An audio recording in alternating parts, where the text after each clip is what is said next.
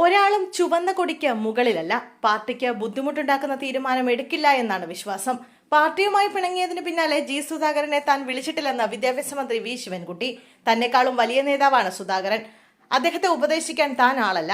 പാർട്ടിയെ സംബന്ധിച്ചിടത്തോളം ഒരാളും ചുവന്ന കൊടിക്ക് മുകളിലല്ല, താഴെയാണ്. പാർട്ടിക്ക് ബുദ്ധിമുട്ടുണ്ടാക്കുന്ന തീരുമാനം അദ്ദേഹം എടുക്കില്ല എന്നാണ് വിശ്വാസമെന്നും ശിവൻകുട്ടി പറഞ്ഞു. SSLC ഹയർ സെക്കൻഡറി പരീക്ഷ എഴുതുന്ന കുട്ടികൾക്ക് ആശങ്ക വേണ്ടെന്നും മന്ത്രി പറഞ്ഞു.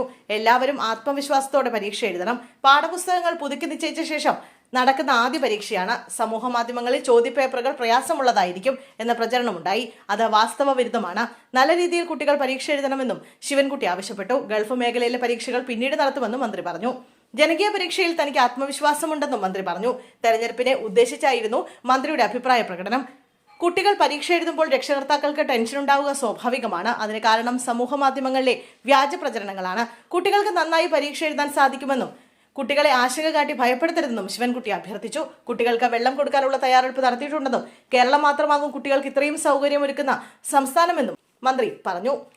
63 വർഷത്തെ പാർട്ടി അംഗത്വ ചരിത്രമുള്ള താൻ ഇനി അംഗത്വം പുതുക്കുന്നില്ലെന്നും പാർട്ടിയിൽ തുടർന്ന നേതാക്കൾക്ക് ബുദ്ധിമുട്ടുണ്ടാക്കാൻ ആഗ്രഹിക്കുന്നില്ലെന്നും പറഞ്ഞെടുത്തതെന്നാണ് ജി സുധാകരനുമായി ബന്ധപ്പെട്ട വിവാദങ്ങളുടെ തുടക്കം.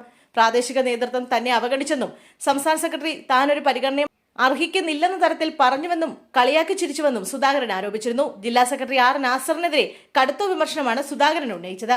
പിന്നാലെ സുധാകരനെ ജില്ലാ സെക്രട്ടറി ആർ നാസർ ഫോണിൽ വിളിച്ചെങ്കിലും അദ്ദേഹം സംസാരിക്കാൻ തയ്യാറായില്ല. ഇന്ന് വാർത്താ സമ്മേളനം നടത്തുമെന്ന് അറിയിച്ചിരുന്നെങ്കിലും പിന്നീട് അത് വേണ്ട എന്ന് വയ്ക്കുകയായിരുന്നു.